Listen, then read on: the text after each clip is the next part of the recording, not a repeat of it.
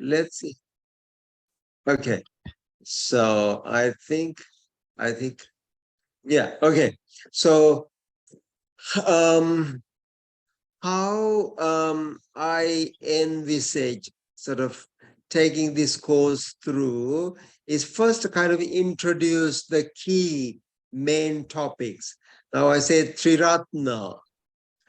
Tiratna is a kind of a name of a Buddhist organization. You know the organization, Tiratna? Yes. Yeah, earlier it was known as FWBO, Friends of Western Buddhist Order, which was actually, a Buddhist tradition which was brought to Sri Lanka, brought to the Western world from Asia, but now they have changed the name to Triratna. But T means, what is T? T. Yes, that's right. 3. Yeah. Eka, du, ti. Eka, du, ti. Yeah. Yeah. So Ekampi, dutiyampi, tatyampi. yeah, there you go. Yeah. So it becomes Dutiyampi, Tatiyampi for the second time, third time. Yeah. So Triratna is what is Ratna? Ratna. Ratna means gems. Gems. Very good. Yeah. Precious stones, or jewel. And so Triratna is these 3 precious gems. And the first one is the Buddha, Dhamma, and Sangha. So, and then actually there's a lot of text in the Pali canon on Triratna, like about the Buddha, because there is also a text called Buddha Vansa. So the tradition of the Buddhas, yeah. And then there is a description of Dhamma. And the word Sangha. Are you familiar with the word Sangha, Micah? Yes, Sangha. Yeah. So community of, monks and nuns. Yeah. So but in some traditions, Sangha refers exclusively to monastics, but not other traditions. Yeah, the other traditions, there's a fourfold Sangha. Now, who are the fourfold Sangha? Fourfold Sangha? No? Okay. Okay. So, Vijay, do you know what the fourfold Sangha is?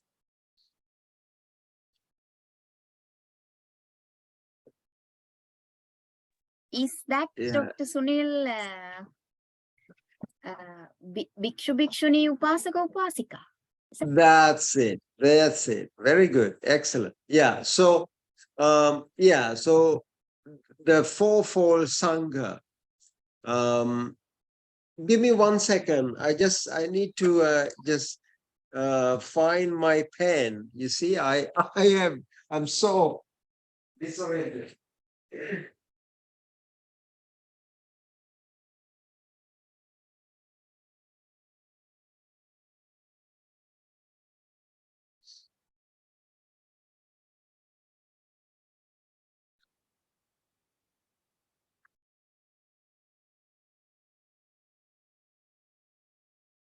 Okay. Yes. Yeah, Sangha. Let's see if I could write. Yeah, I could write actually on this. Sangha is like bhikkhu.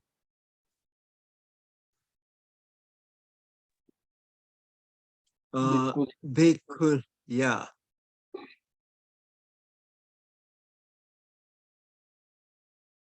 bhikkhuni, upasaka, and upasika. Okay, so bhikkhu are like, male monks, yeah? Bhikkhuni, female. Nuns. Nuns. Upasaka is kind of a lay devotee, kind of a lay person. And upasika, sort of, female devotee. Upasaka. Now, these are Pali words. Bhikkhu. Now, the Buddha actually designated this fourfold community. Bhikkhus, bhikkhunis, upasakas, and upasikas. So usually, some traditions only think the Sangha is the ordained monastics. So, like say Theravada, in Sri Lankan Theravada tradition, they will not count upasakas and upasikas as Sangha. Yeah. Whereas in other traditions, they do. And I think the Buddha, when they referred to Sangha, they meant the fourfold community. Yeah. Any questions on that? No. Okay. So, how do you become an upasaka, for example? How do you become a upasaka or upasika?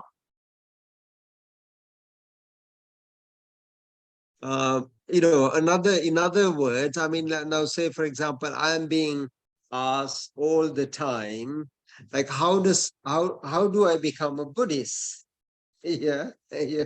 So, well, in other religions, you have this baptism, you have this and that, other things you do, and then you become a Christian, you can, become whatever. But how do you become a Buddhist?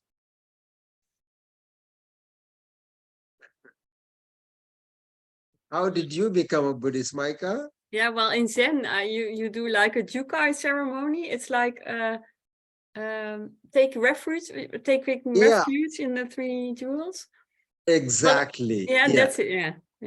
Yeah, that's exactly right. So one becomes a Buddhist by taking refuge. I think that is kind of pretty much common to most traditions, I would say. Yeah.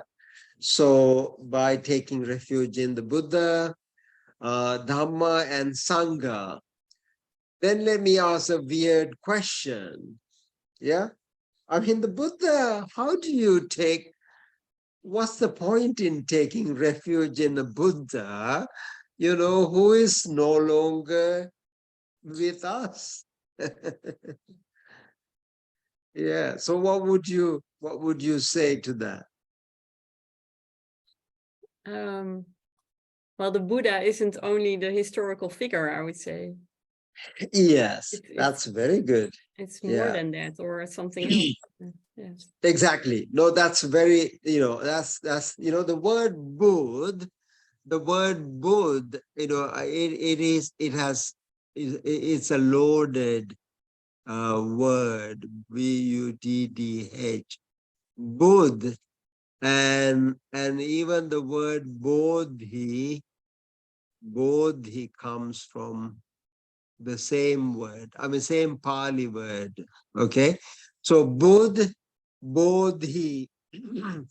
is, there are whole range of meanings to that. What I call to know, to understand, to be aware, to be awake.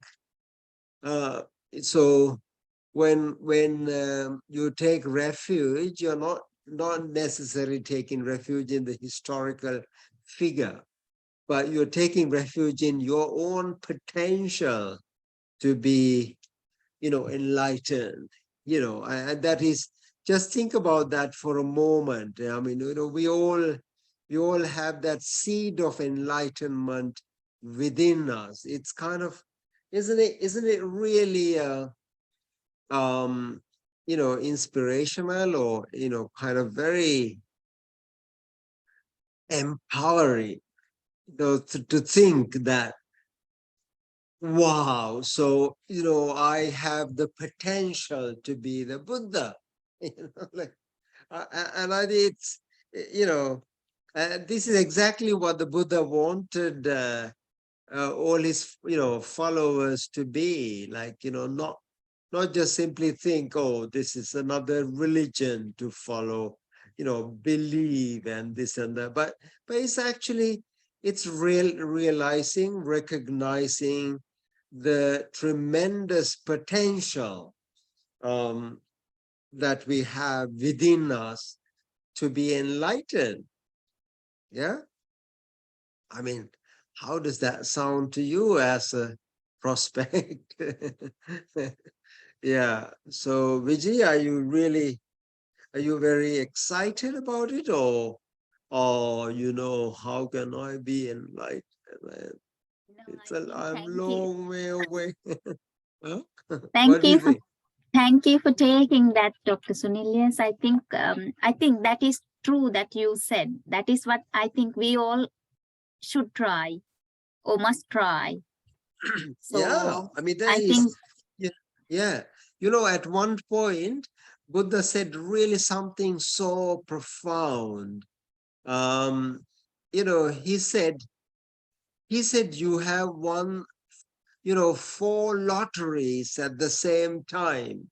4 lotteries. I mean, this is so exciting. Let me write those words of the Buddha, and perhaps learn that let me just get that on another whiteboard screen. So he said, you won 4 lotteries. Yeah, you are so rich. What are the lotteries you have won?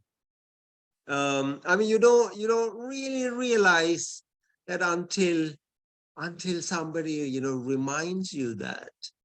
Yeah. So now this is what the Buddha said. I'm going to write that stanza, and let's say if you can really remember, Kicho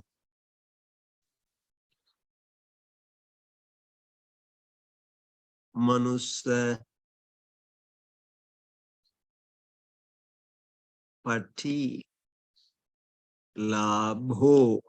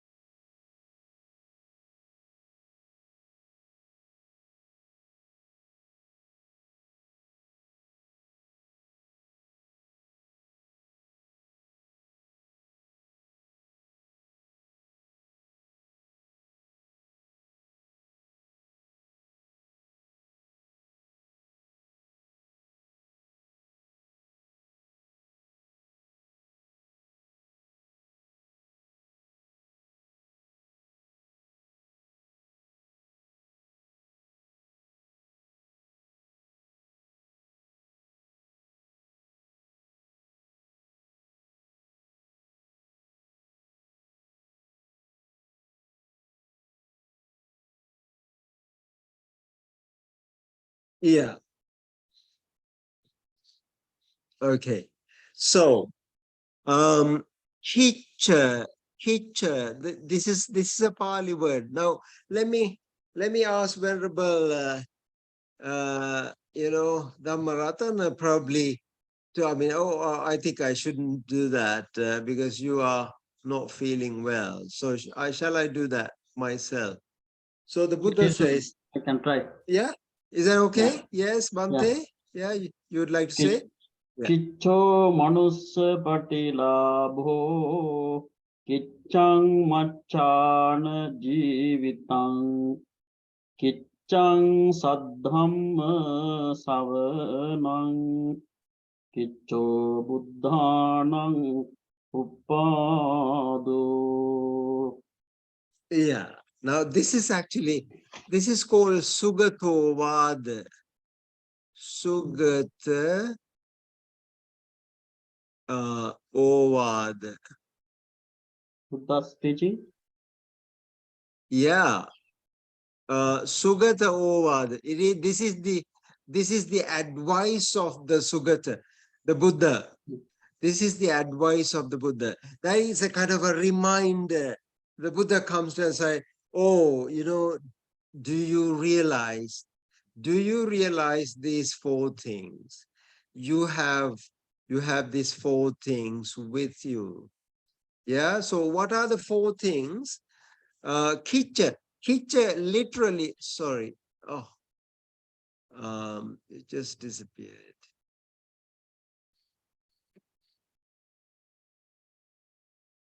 Okay. Oh, I think my screen just disappeared. Okay, so kicha literally means work. Work. However, work is, here it means, oh, it's a great gain.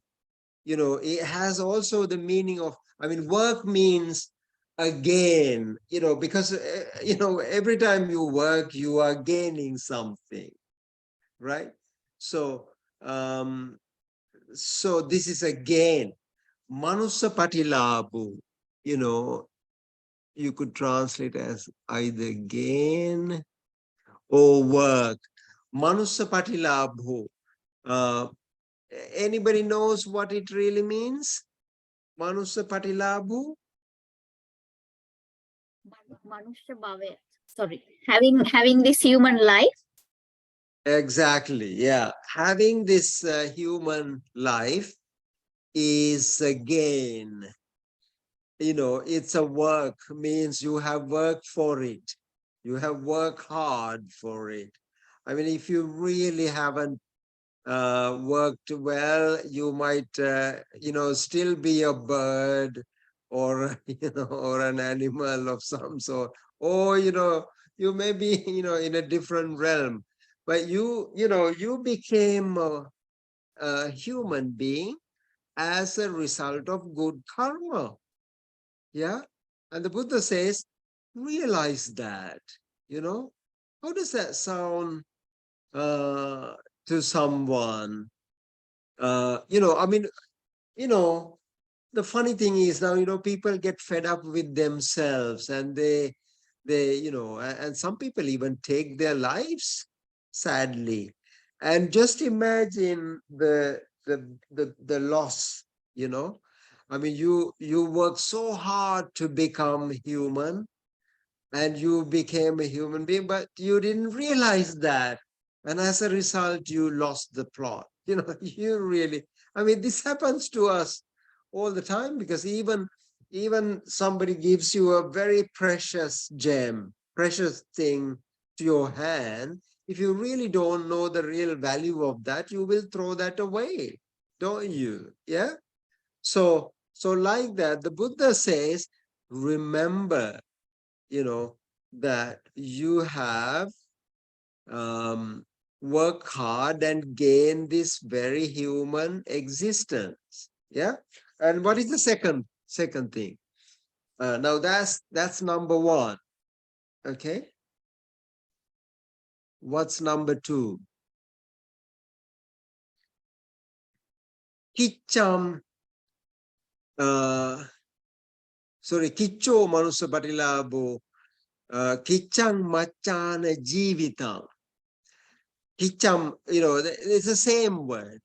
It's again, only difference is because of the declensions. The Pali is a language which kind of, take the form of the, whatever the form that follows.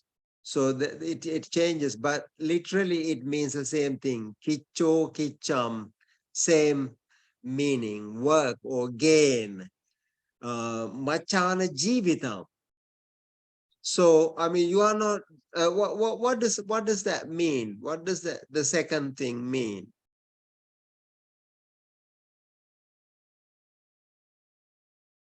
What's jivitam? Life. Yeah, life, exactly. Yeah, very good. So machana is, humans or, some persons, human beings, life. Now you are not simply, born as a human, but you are living as a human. Yeah. Machana. So what does it mean to live like a human being? You see through your, eyes, you hear through your ears, you smell, you taste, you feel, you think, and all your faculties are intact. They are working. You're not just simply born as a human and you are living as a human. Hopefully, hopefully, sometimes not, not always or not everybody. Yeah. I mean, I'll tell you something, a really funny story. One, one colonel in the British army, asked me one day, "Oh, Dr. Sunil,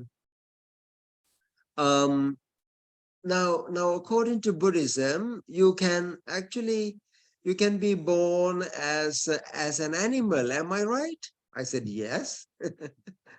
I can't believe that any human can end up, as an animal.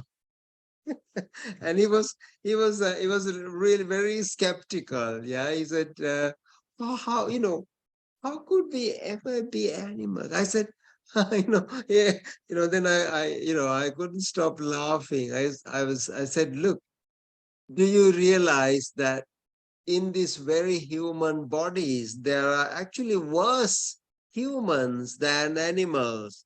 And he said, "Oh yes, I never thought about it, I mean, sometimes you gain a human life, but you live like an animal because, you don't, you don't generate, the good feelings in your heart, and you are just sort of, you start hating people, and you're driven by all the negative emotions. Yeah. So in which case, you can even be, I mean, I have seen sort of dogs, very happy dogs. But I don't think that all animals are happy. All humans are happy. Anyway, so do you take my point? Do you see my point? So, I mean, just because you are born as a human does not necessarily guarantee, you see, that you will be living like a human. Yeah. So therefore, with all faculties intact, we are, wow, what an amazing thing that we can think, we can reflect, so therefore we are living a human life after all.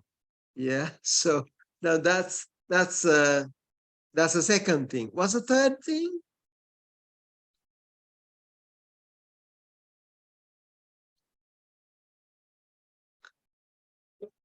Having Yeah, the opportunity to listen to Dhamma.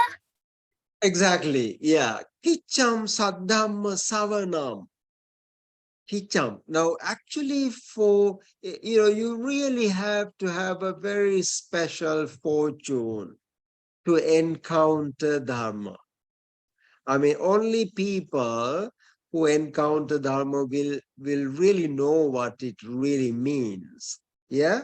I mean, how precious, how amazing. I mean, those people who really, I mean, out of 8.5 billion humans, I mean, very, I think less than 500 million or less than, I mean, I don't know. Some are just, I mean, I became a Buddhist just by birth, but I'm so excited about the prospect, like somebody who can be born not necessarily as a Buddhist, but still encounter or discover it. Yeah, it is such a such a precious thing. Do you agree, Micah? You Absolutely. have to. You Yes. have to nod. Okay. Yes, indeed. I mean, I'm not really joking, because it's such a precious encounter. So Kichang Saddhamma Savana. Saddhamma, is the right Dhamma. Savana is, having the, opportunity to listen to it or learn it and reflect in it and whatnot. Yeah. So, and that opportunity arose because of the last one. What was the last one? That is Kicho Buddhanang Upadu, because it's a real gain for the entire world to have the birth of the Buddha. I mean, because there was a birth of the Buddha, that opportunity has risen. I mean, there are many times. I mean, this earth is like 3.5 billion years old or whatever, but there have been many, many, many times without the Buddhas around. Yeah. So, I mean, just imagine if you were born at a time when the Buddha was, and the Buddha Dhamma was not there. Yeah. So anyway, I mean, I mean, this is not an exaggeration, but I think it is. So people really should realize the value of these four things. And this is why the Buddha said, Sugatovad, you have to reflect on it every day, and that will purify, that will have a really purifying, effect in your mind as well. Yeah. So the Buddha Nusati. So anyway, Sugatoa, that's why what is called, all the monks were advised by the Buddha, reflect on that. So it is also a reminder for us to make the best use of this opportunity. Yeah. I mean, we may be gone by another, I don't know about you, but I mean, maybe another 10, 15 years time, I may be gone. And, but I think if we don't take advantage of this opportunity, it would be sad, wouldn't it? Yeah. Okay. Are you with me? Okay. All right. Okay. Any questions so far?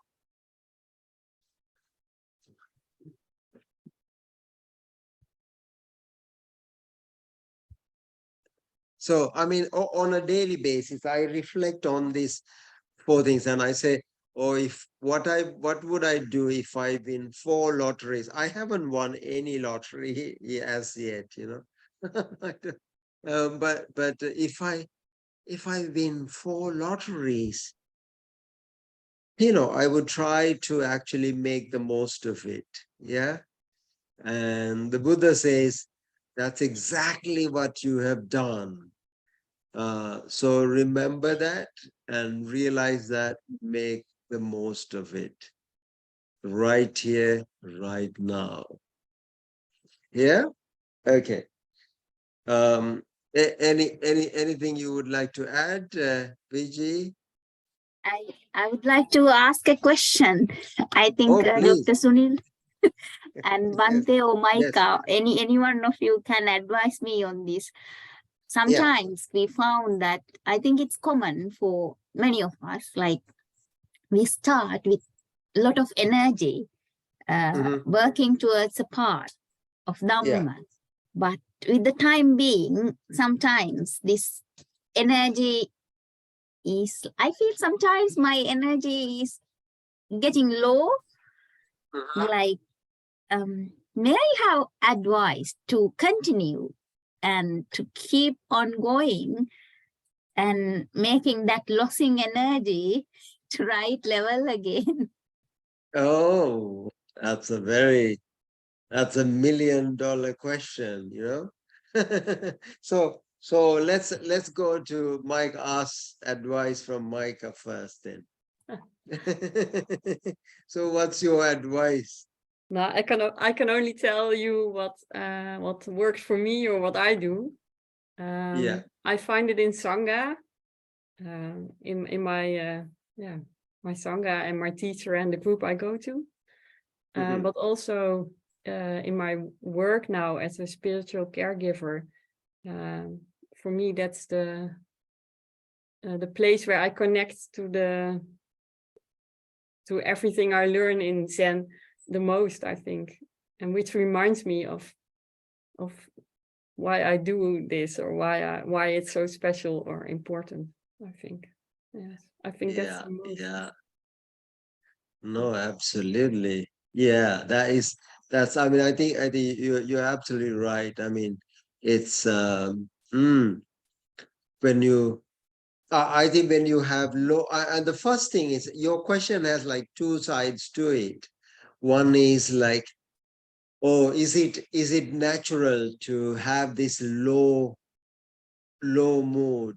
Sometimes, am I making enough progress, and should I, work harder? And so I think all that is very normal for all of us.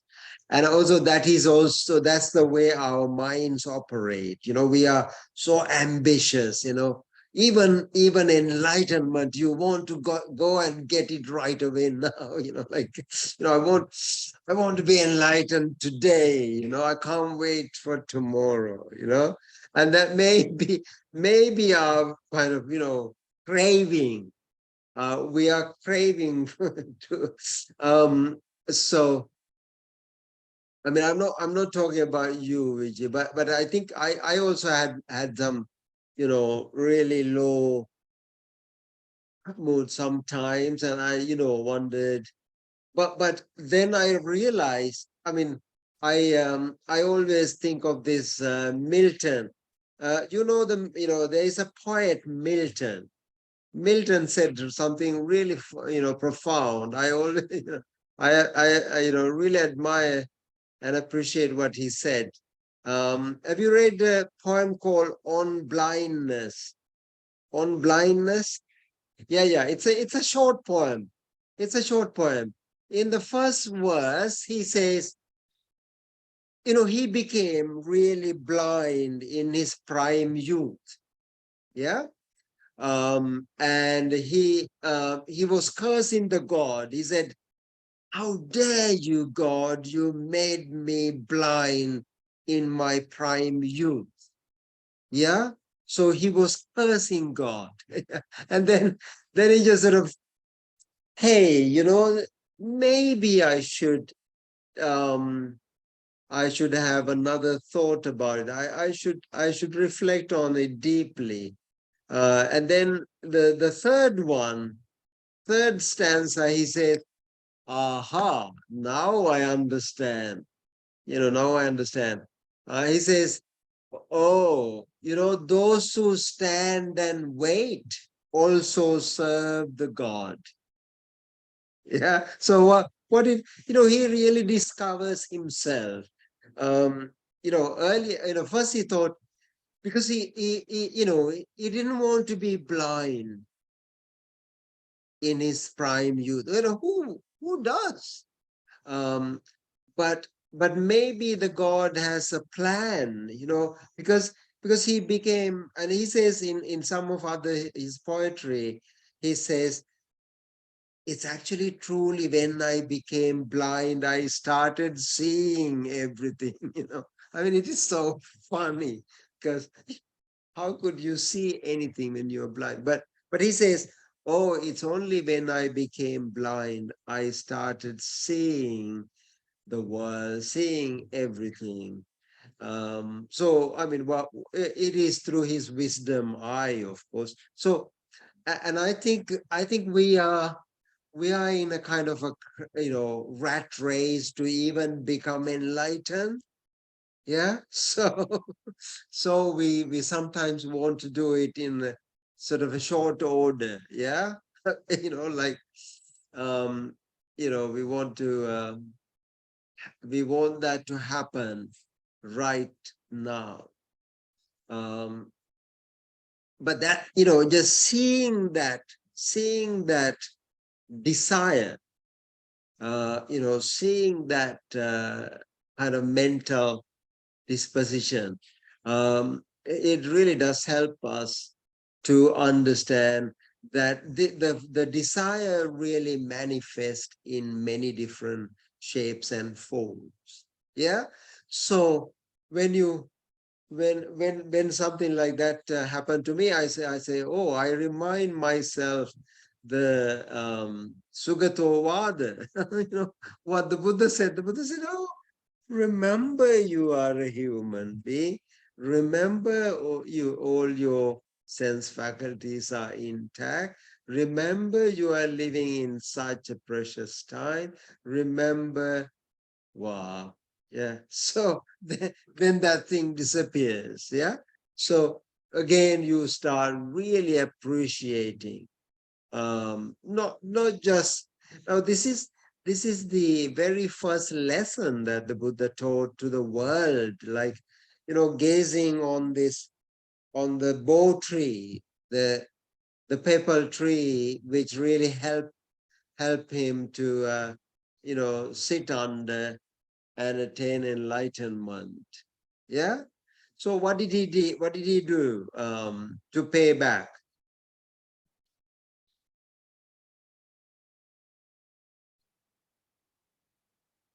7 weeks of paying gratitude. Yeah. So he was actually reflecting, even this tree,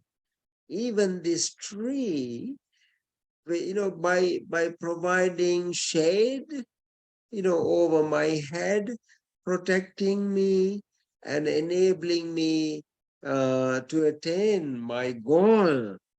And if I have to pay tribute to this tree, this mindless tree, then nothing to talk of the other, people around you, the whole world. And this is what is called really gratitude in Buddhist texts. Like, like in other faiths, you talk about thanksgiving. Yeah. Thanksgiving, but this is kind of a grace of the God of, blah blah blah. So, but this, Buddhist tradition has also very strong. The Buddha says it's very rare for people to be, people to have this, really attitude of katanyuta.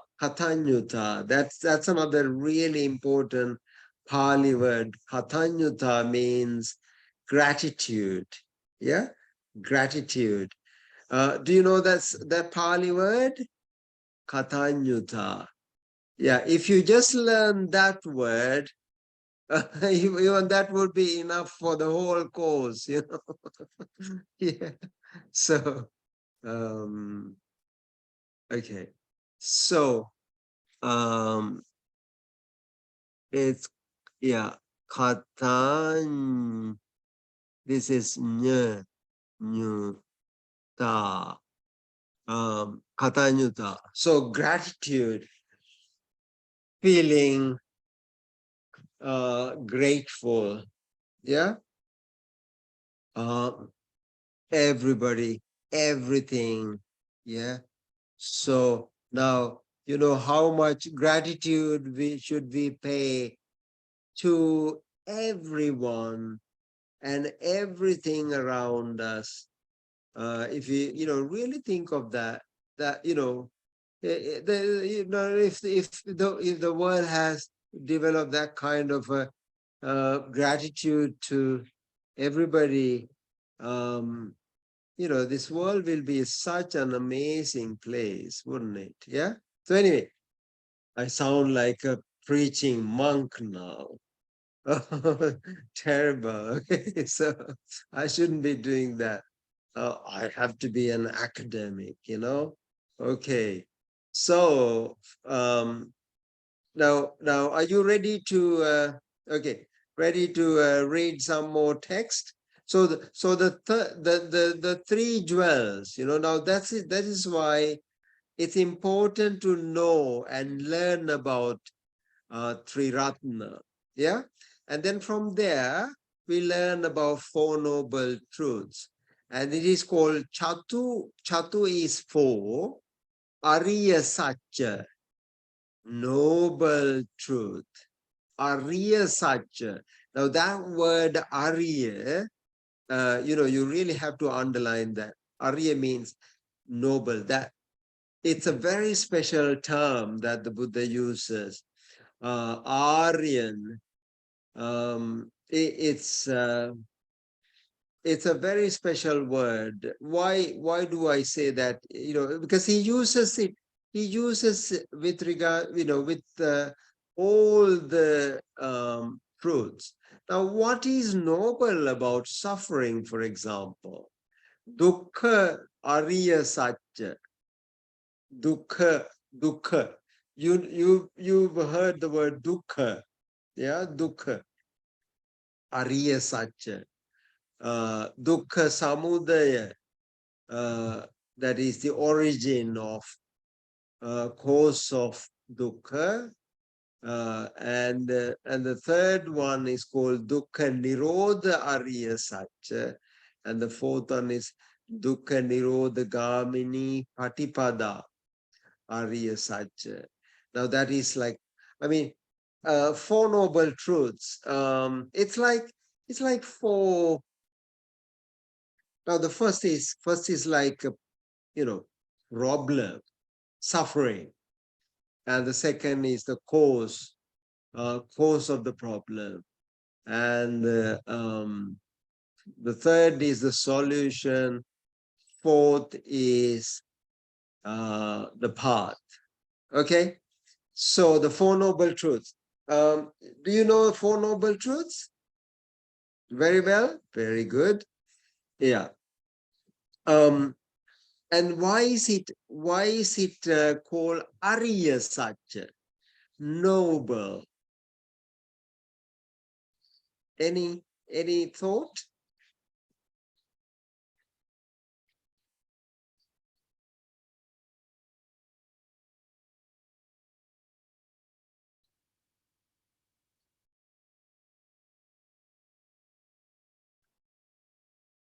So a professor called Professor Harvey, you may have heard of him, Peter Harvey. He wrote a book on, I think, Four Noble Truths. He has a really nice chapter on. He says, ennobling. It enables to know suffering. The biggest problem in the world is people don't know about suffering. If you know about it, it ennobles you, right? So the word ennoble.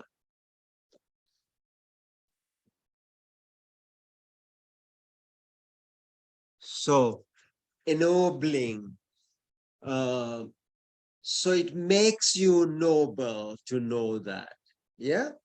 So now let me ask you a kind of another weird question. Now if you really look at these questions, you have 1, 2, actually 4, 4 and 3, isn't it? Now in the world, usually in the world, what you have is, first you have the problem, and you have the cause of the problem, and then you have a way to solve that problem, isn't it? 1, 2, 3, 4, and then you actually get at the solution. The solution is the 4th one, isn't it? But actually the Buddha has phrased it differently. He has swapped that. Do you have any answer to that? Any rationale? No? Is that because if you understand only, you can seize this, then only you will be taking the part? Or yeah, yeah, I think that's very close. Yeah. So yeah, what do you exactly mean by that? I mean, if I am not having the clear understanding that this suffering can be ceased, I do not follow that part. But I think Lord Buddha, understanding the human mind and the psychology of that, first to make someone or motivate someone to take the path, first we see that there is a result at the end, then only you will be motivated to take that path. Absolutely. Yeah. So now that's a really different way around, isn't it? Like, I mean, usually how the world resolve a problem is like, you have a problem, the cause. It's like the doctor. Yeah. The doctor, sees that you are sick, and then he wants to find out the cause of that illness. Okay. And then he actually asks you to follow a course of action, and then finally you become well. Right? But it's slightly differently phrased here. And this is actually because the Satchanyana, the first thing, first you have to first know the journey before you go, in that journey. It is just like this. It's just like, if you don't know the destination, you can't embark on a journey, can you? Yeah. So it's like that. So first you will look at, the destination of a bus, train, or a plane, where the plane is going. And then you will get into it. Right? So you really have to know what nirvana or nibbana is for you to attain that, or not. What if you actually that is not the right destination you want to end up in. Yeah. So yeah, I mean, this is so important, because first you have to know. This is called Satcha.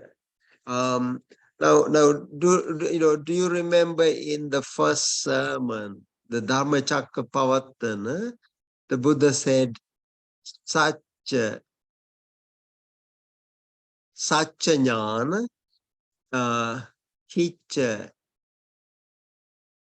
Jnana, Kata Jnana. So the first one is, realizing, understanding, this is the truth. This is the journey. And that is so important. And then you will have a journey to complete. And then once you complete that, you are in that, place. So it's not like, complete surprise. One day you wake up in the morning and you attain enlightenment. Wow. Yeah. You even don't want a breakfast. Yeah. Because you're already enlightened. I mean, that's not how it works. It works like, first you really fully know what the journey is like, what it involves, how to get there, etc., etc. So that's why it is called Tiparivatta. There are three important cycles in this part. The first, at the truth level, it is just like this. If you have been to Amsterdam, you know that you've been there, okay? And no one can say, oh, you haven't been there, because you just first you actually found out how to get there, and you just had the glimpse, and you went there and you had the glimpse, you had that experience, and then going there and abiding there and living there and residing there, all that is after that. Okay, so anyway, so this is do you see some parallel of that in the first two aspects of the Eightfold Noble Path? Yeah. So Eightfold Noble Path is having the right view. What does it really mean to have a right view? It means you know the journey. Yeah. And then the right attitude, right, speech, right, everything comes really after that. Yeah. So it's really important. And when you read the Pali Sutras, this comes out really very clearly. And so we are going to read some sutras anyway, but I want you to have a little bit of background, beforehand, so that you know how to read it. Okay, excellent. Shall we take a short break? We haven't taken a break today. Yeah, 10 minutes. Okay. Yeah, brilliant. And if I fall asleep, you know why I have not come back, okay? All right, no, I won't do that. All right, see you soon.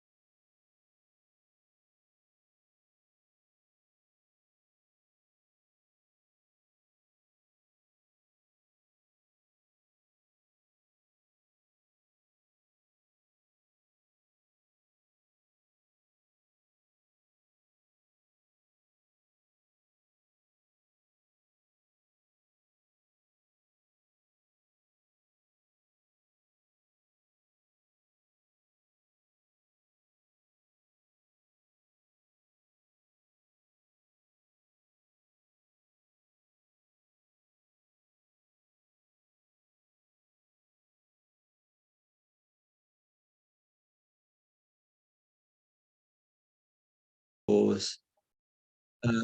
Sorry. So, yeah. Do you, how do you think? I mean, just by, just going by the content so far, do you think it's going to help your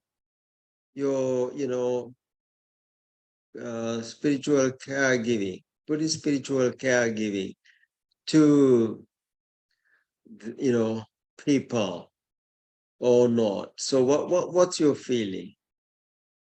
Or how? I mean, how is it going to help? Yes, I think it will contribute, or I find it so interesting that within Zen there are so few like words and sutras and things like that. But now learning from you about the Pali text, the overeenkomsten, it's so much the same, but in completely different words or in different. So I'm constantly going back and forth between Zen, what I know in Zen and what I learn here, but the similarities are more than I thought. So that's very insightful for me to learn that Zen is more Buddhist than I thought, or something like that. Yeah. And to learn different languages to explain the Buddhist notions. So every time I hear it explained in a different way, helps me to find words to explain it or to say something about it to someone in a difficult situation, or it's really helpful for me. Yes. Oh, brilliant. Yes. Yeah. Now, I mean, I think, let me tell you, I mean, maybe Vijay can also enlighten us.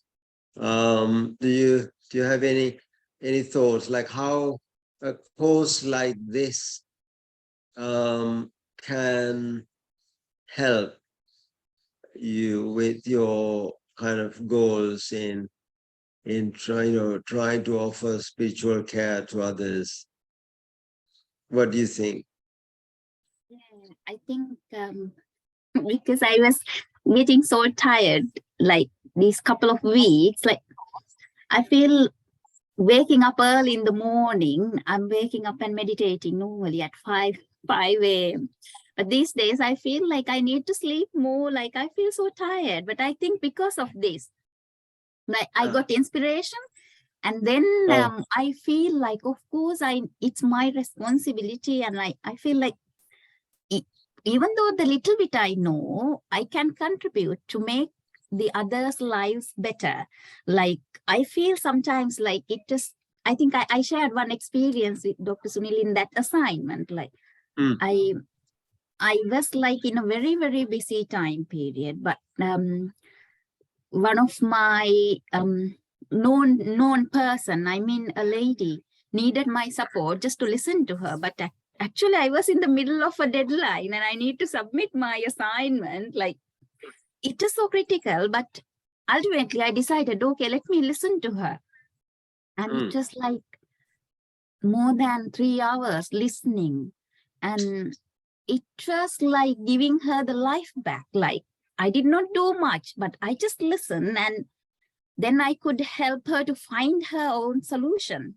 So I think like this, it was like when you were doing that chaplaincy course. And then I think even to, like, I feel so tired, but I feel I'm really interested in attending this course. And I'm getting inspiration and motivation to continue my journey. At the same time, I know that we need to be spiritual friends to others, to light their life. So I really think that if you are giving us the guidance and everything, like you are sharing your wisdom, so why should not I, whatever I learned from you and whatever the Dhamma teaches, that I should give that to the people, to maybe get rid of the suffering, or just to make them feel little better in the way that they face, or the issues that they face in life. No, It's absolutely. it's Yeah, like yeah. earlier. Sorry, Dr. Sunil. I was not normally talking in most of the time. When I'm teaching, I will talk. But when I'm listening to people, normally I was not talking. I was like more listening. But then I understood, one of my friends was sharing with me, like, if I'm just listening, maybe I can share something that someone can get the advantage of sharing something that I know may be my experience. So now I'm thinking, if I share something, or if I talk, whatever, that it sometimes be beneficial of something, then I'm having that insight now while talking, maybe sometime benefit of someone. Now I got the motivation to talk, not only just listening. Yeah. No, absolutely. No, I hear you. No, that's very true. And I think what both of you said, I mean, just putting all this into kind of a summary. And I think the most important thing is the confidence. Now, this word sadha, like sadha, it's like faith. Faith probably may not be enough to describe Shraddha. So, because faith implies some sort of a belief, like, oh, I have faith in something, I sort of believe in something. But faith also means confidence, trust. Yeah, you got to trust. And I think that trust comes from your reflection, from your understanding, from your motivation, from your inspiration. I mean, I think that all of these. So it's so essential that we are first inspired within ourselves, so that I mean, I always reflect on one important thing, that the life of the Buddha, like, now, this was a prince who gave up his family, who gave up his kingdom, who gave up everything to achieve something. And then one day, lo and behold, and he just achieved that. And then what happened? Like, oh, then he was contemplating on the fact that can I share this with others? Would people understand me or not? I mean, this is a deep truth I have realized. So who would ever understand something like this? So all these puzzling things. And then and I think that whole life story of the Buddha is so inspirational, and not even being put off by some of the he was a very big failure on the very first time that he had a chance to share this with somebody. Do you remember that? No? Do you remember his first? That he spent 7 weeks under in the vicinity of the Bo tree, and then he was kind of opening his divine eye to say, like, who would benefit from this, my attainment. And he was thinking, I had a teacher, Alar Kalamo. Oh, he passed away 7 days ago. Poor man. And then Udakarama, his next teacher, and he just passed away just last night. And I mean, who should I share this with? Like, it's just like you just come to this eureka moment, and you're sort of brim with this energy of wanting to share this with somebody. But it's a very deep realization. Maybe the world may not necessarily be ready for it, may not understand it. So he then thought, oh, I had these 5 5 of my friends who kind of supported me in this journey. I should go and share this with them. And so off he goes, and he started the journey from Bodh Gaya to Varanasi. Yeah. And on the way, he met somebody. Do you remember the name of that person? No. Okay. His name was Upaka. Upaka. Upaka was a kind of a fortune teller, and he can look at you and your features, and he can tell that if you have a special achievement on you, he can tell you. So he really met face to face the Buddha. And the Buddha thought, oh, wow, this is the very first man. Probably he's the one who is going to be his disciple. Yeah. And he said, you know what? I have realized this amazing thing. And he started the conversation. And he just said 4 stanzas, Aham hi arahaluke. I am the arahant in the world. Yeah. Aham sattha anuttaro. I am the, unsurpassed, Sastru, the teacher of God and men. And Ekom hi samma sambuddha. I am the unique, person who realized it. Siti bhutos minibuddhu. I have attained the nibbana, full enlightenment. And then, he just went on, like, he just wanted to get the guy interested. And you know what happened? It was a complete failure. and he was a complete failure. It was like my Pali course, like I was with so much enthusiasm to teach this and then come. No, I'm just joking. Okay. So and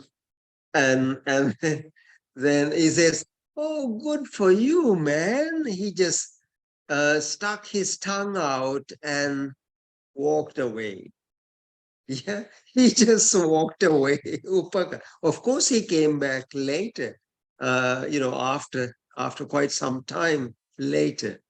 But but the really interesting thing about that was he was never put off by any of those because he knew what the world was like. It's yeah, people are hung up on, rather than telling people, oh, I'm the all enlightened one, do you want to hear the message? Rather than that, what if he said, oh, I am the Almighty, I'm going to rescue you all, believe in me. That's what the world wants to hear, isn't it? Yeah. So anyway, so even reaching his 5 friends in Varanasi, you know what happened? They were in disbelief, complete disbelief. They, oh, this guy is coming back to us. He gave up this renunciant life, and he just, now is probably he wants our support. Let him come. I mean, he's from the Sakyan clan. Let him come and be whatever he wants. But we won't be toiling for him. We won't be too intrigued by him. So, but as he was coming closer and closer, and started talking to him, all of them, and there was something happened, like a penny drop, and one thing that really changed them. There was one thing that changed them. What was that? Now, I mean, just put yourself in his position, like, you have realized this most amazing thing, and you want to share this with your closest 5 friends, and they don't believe you. what would you do? What would you say?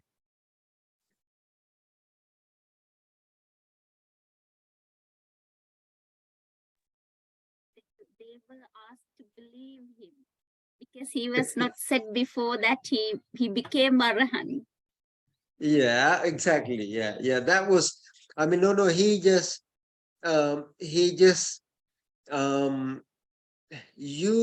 use something that was the trust. He has never broken their trust. Now, I mean, that's something so special about his character, wasn't it? Like, he said, have I said that I became enlightened at all before, at any moment in last 6 years or whatever? So and then that really shook them, and made them think, oh, this guy must have achieved something. So and I think that's when they open their ears. Yeah. So anyway, I mean, so and I think this is this. I mean, if you really translate that into spiritual caregiving, it's not an easy thing to do at all. It is. I mean, if you think, Buddhism is becoming so popular, everybody is listening. No. I mean, it is not easy, and but, and this is a very big but, that is one day somebody will benefit from it. Somebody will benefit from it. I mean, I'll tell you a kind of a little story. I was in Falklands Islands. Did I tell you Falklands Islands? No. Yeah. So it's one of the islands that is governed by the British. Near Argentina. Yeah. So I was there, and all the religious leaders were there, and I was there as well. In one of the evening, some serving members came to listen to us, and so one person was really genuinely keen and interested to hear the message of everyone, like, so I was given only just 20 minutes to discuss the whole thing. 20 minutes, right? So we shared time with others, and so actually one squadron leader in the Air Force, actually. That guy actually very recently told me, Sunil, do you remember the day you visited Falklands? And I said, no. I can't remember. So that's where I met you. But and then he has been actually, something I said, I really can't remember what it was. Something I said, like, oh, wow, I should explore this more. And that is where he started his journey. And after 18 years, he told me that really, he was a very skeptic, very in the military. There are a lot of people, with a lot of skepticism. So there was something, I don't know, what it was. So, just open his eyes. It's just like Angulimala's story. You know Angulimala's story? Yeah? Yes, Micah? Angulimala? No. Okay. Now this is the serial killer who actually was killing so many people and collecting the necklace, and he wanted to make a vow, and blah, blah. So finally he got really sick of collecting these fingers, because they were going really bad, and he couldn't finish this at all. He said, yeah, I'm going to kill even my mother today and finish this thing off, and to get it over with. And but what happened was, on the day that he just came in the net of compassion of the Buddha, and the Buddha went on in this, and Angulimala started chasing him instead of his mother. So he said, stop, recluse, stop. And the Buddha said one word, I have stopped, stop. It's your time now. So, I mean, that, the penny dropped as it were, like, what are you talking about? Stop. No? Yeah. So, and it says, the story says that it is that little, moment, turn everything around. So anyway, we really never know when that thing happened in our lives and in somebody's life, and I think all what we can do is make that happen. So for that, I mean, two very important things. And I think first you have to be really inspired by that message, If you're not inspired, you're just simply knowledgeable here, like knowledge. Again, it really reminds me of another story. I was at Cornell, and I was invited to give a talk to a class of these master's students on Buddhism, and the professor who introduced me, he said to the class that the difference between me and him, I'm an academic, university academic. I'm not a Buddhist, but he's a Buddhist, practicing Buddhist. So, and I was thinking what to say, and there was a really very little story that came to my mind. The Buddha gives a nice analogy of somebody who tastes the Dhamma or not. And he said, it's like it could be in two different ways. Either the spoon in the curry. Do you know the spoon in the curry?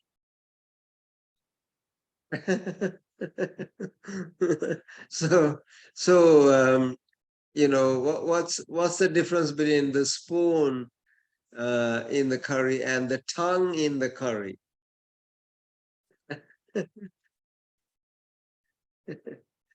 Yeah. So this is the Buddha's analogy. He says tasting the Dharma should be like the tongue in the curry, not the spoon in the curry. Yeah. So spoon can be in the curry forever, not tasting a bit and not knowing what the curry is like, whether it is, you know, delicious or salty or what. But so you know, I said to the class, you know, I like to be like a, you know, tongue in the curry, not the spoon in the curry. They were laughing.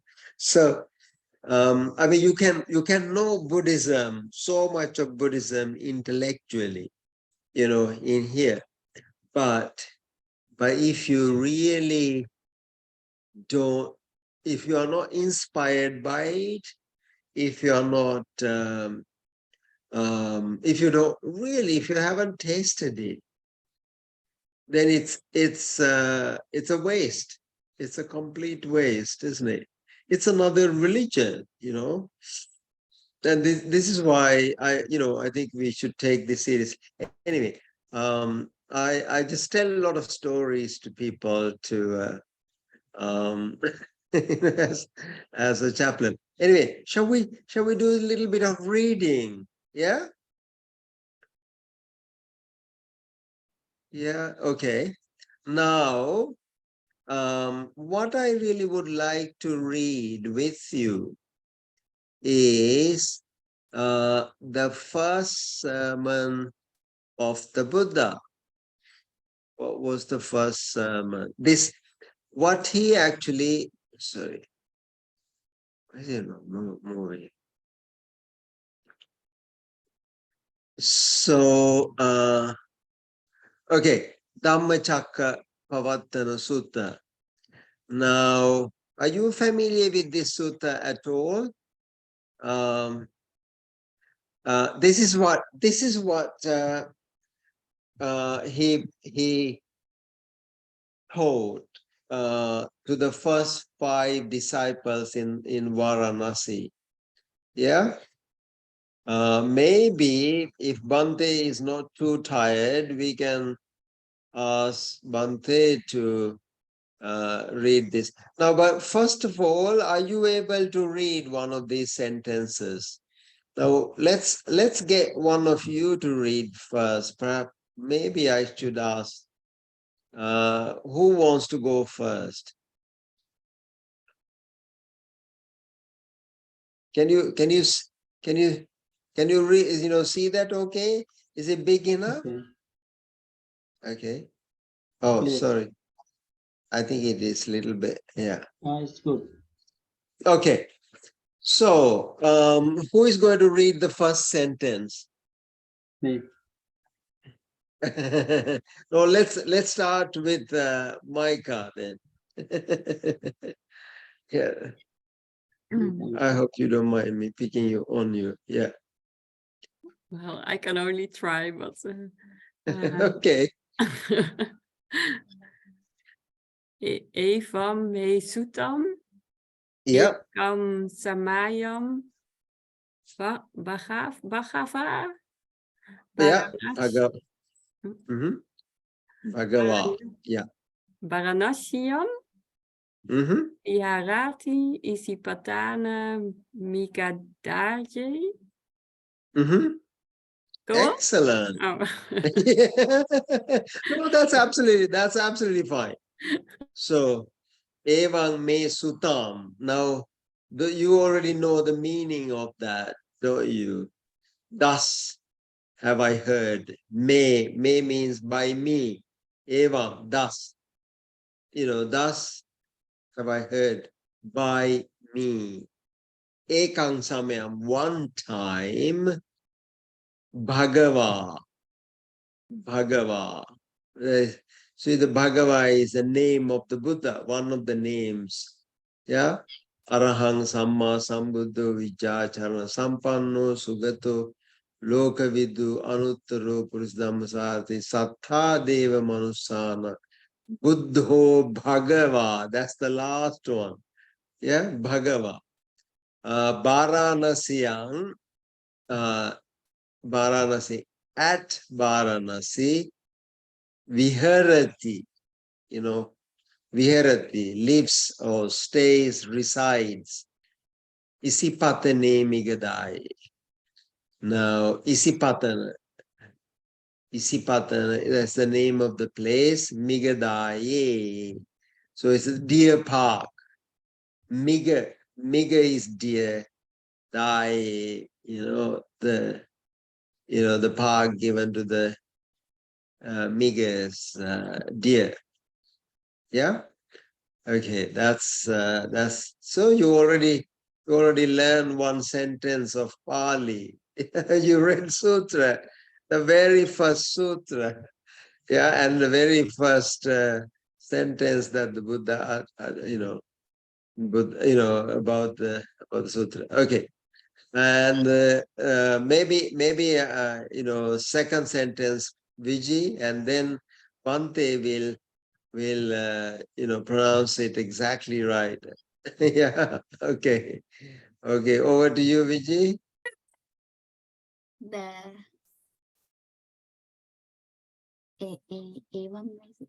Okay. Tatako Bhagava Actually, Panchavakya. one A is missing here.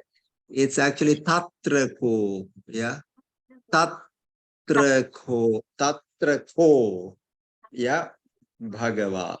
Panchavakya Bhikkhu Amantesi Devemi Bhikkhu De Antha Pabbajitena Na Sevitabba Katamadwe Yo Yeah. Kamesu Yo Kamesu. Yeah. Yeah. Kamesu Kalli Kayanu Yoga Kanu Yogo. Kamesu Kallikanu Yogo. Yes. Gammo Putajinko Anario Anatta Sabhito.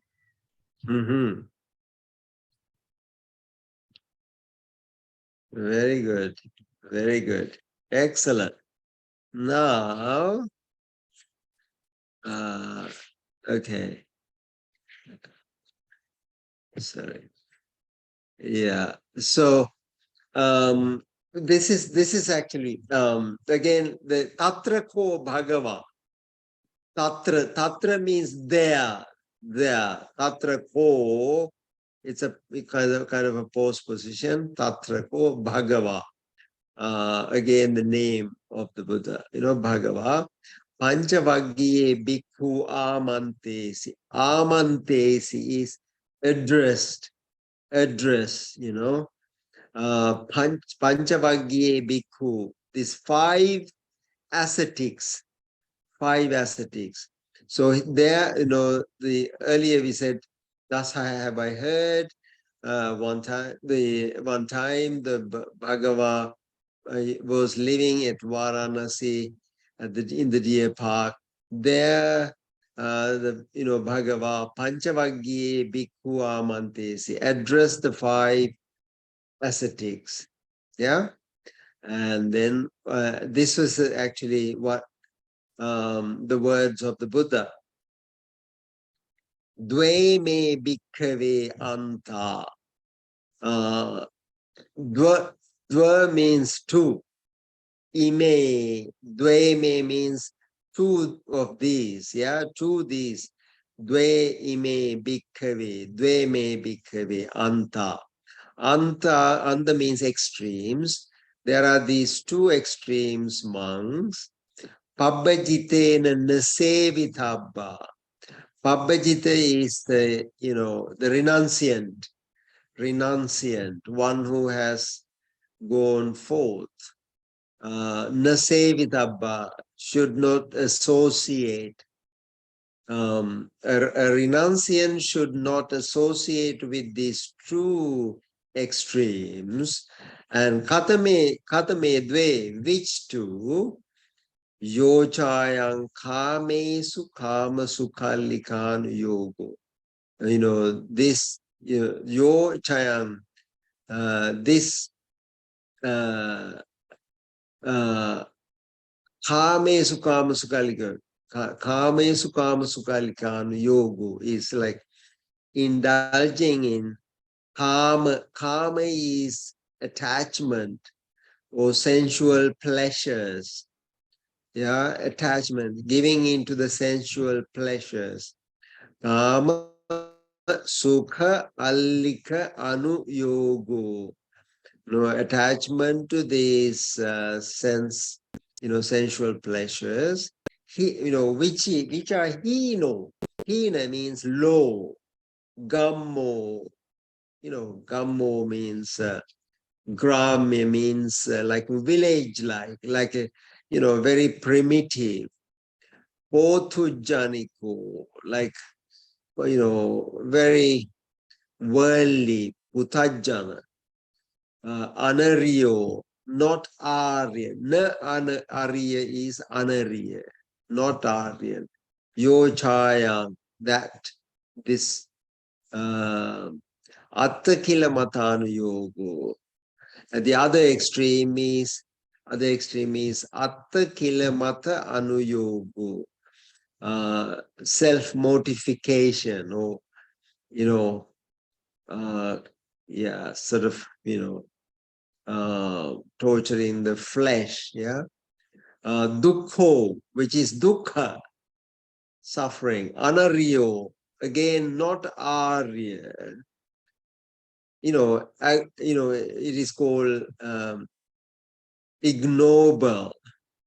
Anatta sanghito. It's not actually leading to atta, meaningless. And they say, ete ko bhikkhave, these, O monks, ubho ante anupagam, not having gone to these two extremes, majjhima patipada. Majjhima patipada. Okay.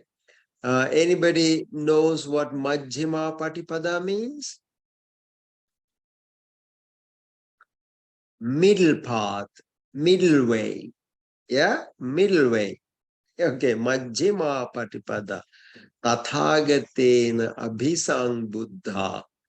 Advised or admonished by the Tathagata. Chakhukarani. Chakhukarani means which actually is opening your eye or making your eye, means envisioning. Jnanakarani, kind of giving knowledge. Upasamaya, which actually upasama is kind of calming. Abhinyaya, abhi means again abhidhamma, higher knowledge, leading to higher knowledge. Sangbodhaya, which actually help to enlighten. Sangbodhaya. Nibbana is leading to Nibbana. Sangvatati, holds. That is, so the Buddha first, start with, say, monks, there are these two extremes, indulging in sense pleasure or self-mortification. Now these two are extremes, which are actually very primitive, ignoble, and not helpful. And without falling into these extremes, one follows this middle way path, middle way philosophy. That which actually opens your eyes, that which lead to nibbana, lead to the cessation, lead to knowledge, lead to higher understanding, etc. Okay, so it's kind of that is the opening statement of the Dhammacakka, the wheel of Dhamma. The wheel of Dhamma. So how do you like that statement?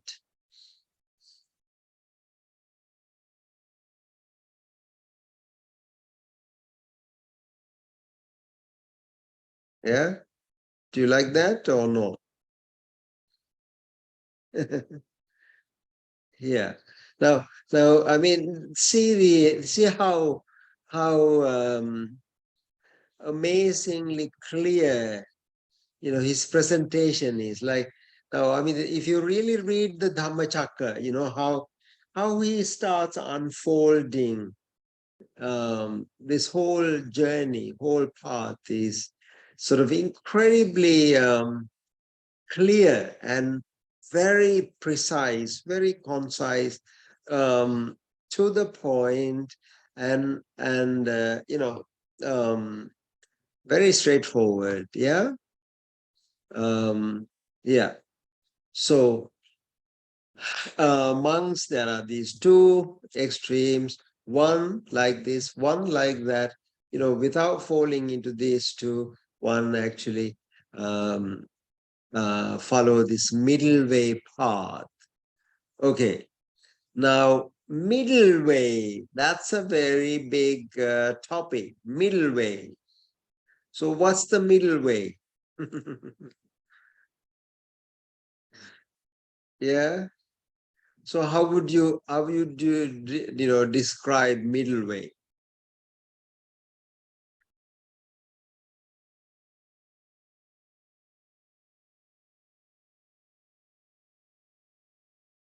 Noble Eightfold Path.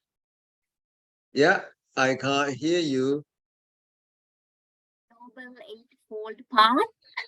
Yeah, but what does that literally mean? Like middle way, middle. I mean, what's the middle? Like on the road, you have right and you have left, you have the middle. So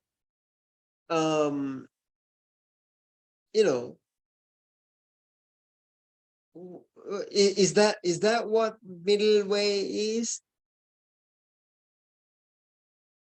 Is it not going to two ends, like giving you more sufferings to maybe just it's I have to understanding. I don't know whether it is correct or wrong. Like first thing is like not going too much of suffering like Lord Buddha at first. He was having everything like what he needed to live like a prince. And it's having everything in one experiment. And while he was trying to become the emancipation, he was like, even he got only 1 green gram per day, like giving much more suffering to the body, like one experiment. But at the end, he just get rid of those two extremes and just ate what is needed to the body. Okay. That is one understanding. And my second understanding is like when we are like stepping on this path of Dhamma, we have like maybe we are having more egoistic, like we need to achieve the things. Like we put much more energy on that. If we put more energy at the beginning, like we cannot complete the journey. Like you should not be having lower energy or over going over with energy. Like you need to have like balancing in between. Not sure, but Mhm. No, that's what that's my great. understanding is. Thank you for Yeah. listening. No, that's very good. That's a great attempt. Yeah, you know, not lower or over. That's good. Yeah. So, yeah, I mean, yeah, middle. Yeah, I mean, middle can mean different things to different people, isn't it? Middle. Now, uh, yeah, I mean, so without indulging in sense pleasures or not actually not um, making it too harsh and hard for oneself, something in the middle, in between, like most of us. Most of us are in the middle, aren't we? Most of us. It's called middle class, yeah, middle class. So you are neither too rich nor too poor. You are sort of, is that the middle? That could be another middle. But the problem is that doesn't necessarily enlighten you, does it? Yeah? You're neither here nor there, it doesn't make you enlightened. So, yeah. So, middle can mean different things to different people, isn't it? So maybe we could do a little homework here. Yeah, shall we do some homework? Okay. So maybe you could ask the question, what is the middle way? Um, is it the point in between two points? Is that the middle? So does that necessarily enlighten you? Yeah. So we could definitely investigate what was meant what was meant by the Buddha. And obviously, if you really know the middle way philosophy and middle way practice, when you know middle way, you should know what the middle way philosophy is before you can embark on middle way practice. Yeah, there are two things: middle way philosophy, middle way practice, theory and practice. Yeah. So what I really would like you to do is kind of investigate a little more. What is middle way? What's the, what does it refer to? And how does, and this is not an sort of an ordinary middle way, because the Buddha promises everything on it. Chakku karani, jnana karani, upasamaya, abhinyaya, sambodhaya, nibbanaya, samvattati.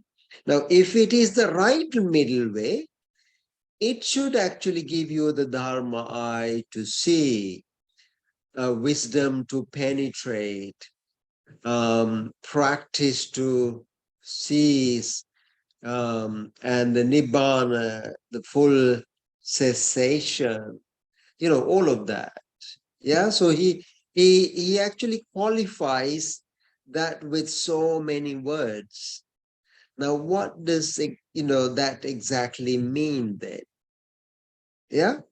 So perhaps perhaps that may be something to ponder over and see if you could get your head around it. Yeah. Maybe I could ask something. Yes, please. Yeah. Because I read your notes on the middle path, so I saw something about the dialectic between the two, and Yeah. It reminded me of the non-duality in Zen, sort of. Is that sort of the direction where? I think that's the direction. Yeah, Exactly. okay. Then I yeah, non-duality, and that's a really good start. You know, I mean, if you put your finger on the point in between two extremes, again you are touching duality. Yes. So the dialectical position, therefore, is you transcend duality completely, you know, and that understanding is so important. Are you with me? Yeah.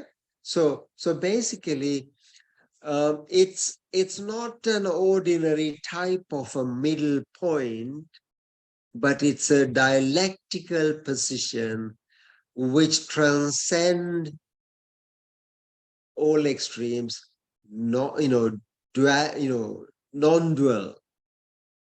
Yeah. Then what somebody asked the question, oh, what does that mean? Yeah. Yes. So what do you exactly mean by non-dual? Well, for me, it's the transcending of the duality. So you get stuck so soon in things like good and bad, or all the beautiful and ugly, and all the dualities in the world. And when you transcend them, then Yes, the differences fall away or something, or exactly. okay. Yeah. And that's a practice, I think, because every time you get stuck again. Exactly. Yeah.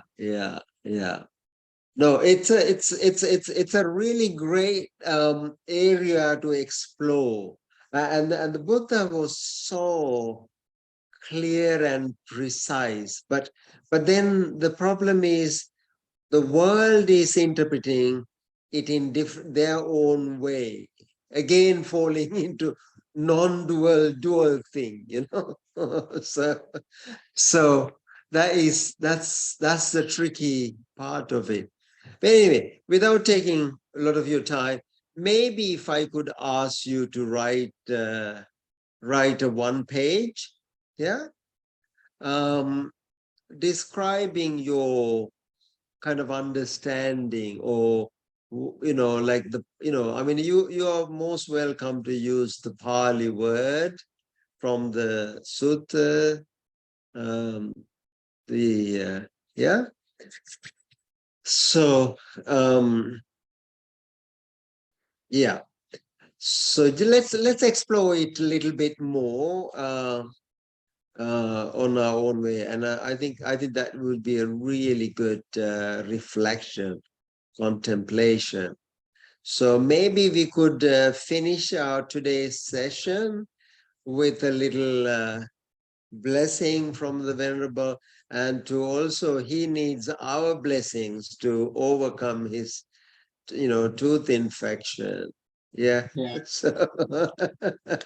So we very much hope you will feel better, Bhante. You have inspired us so much. Yeah. So get well soon. And did you take some painkillers? Yes. Yeah. So that, I mean, the best painkiller is just observe that pain arising and passing, arising and passing, arising and passing. Yeah. Thank you. Netang mama neso hamasmi nameso atta. Okay. Okay, Bhante. Would you kindly read this the first paragraph and bless us? You know, these are amazing words. Yeah. Yeah, thank you. Thank you so much. Evaṁ me sutaṁ ekaṁ samayang bhagava Varanasiyang viharati sipatane migadaye Tatra ko bhagava pancavagye bhikkhu amang te si Deme bhikkave anta pabbajitena nasevitam ba Katame dve yochayang kama sukallika nuyogo Nino gammo vatujjaniko anaryo anatta sanghito yochayang atta kilamatanu yogo dukkho Anaryo anatta sanghito ete go bhikkave gubho ante anupagang majjima patipada tathagatena abhisambhuddha Chakko karani jnana karani upasamaya abhiññāya sambodhāya nibbanāya samvattati Katamāca sābhikkave majjimā patipadā tathāgatena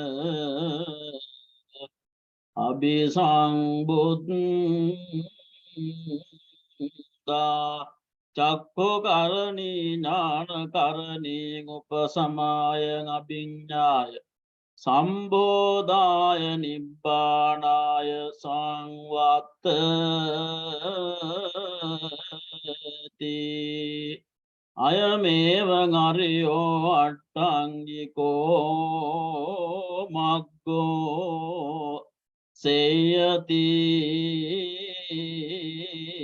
dang. Sadhu, sadhu, sadhu. That's wonderful. Yes, that's beautiful. Thank you, Bhante. Hope you feel better. Yes. Sunil Kariyakarawana and our Dhamma friends, thank you so much for coming to me and listen to the Dhammacakka Sutra. Merit, Bomaping, Hamudro. We all wish that Thank you get so much, Vijay. you get sooner recovery, having all these pain. So much merit Thank for you. having that for us. Thank you. Yeah. Okay. Okay, folks. Lovely to see you, and apologies for being on jet lag, but I should be okay next Tuesday. Okay. So hope to see you all again. Take care. All the best. Thank you. Yeah. Thank Yeah. you very much. Good night. Good night.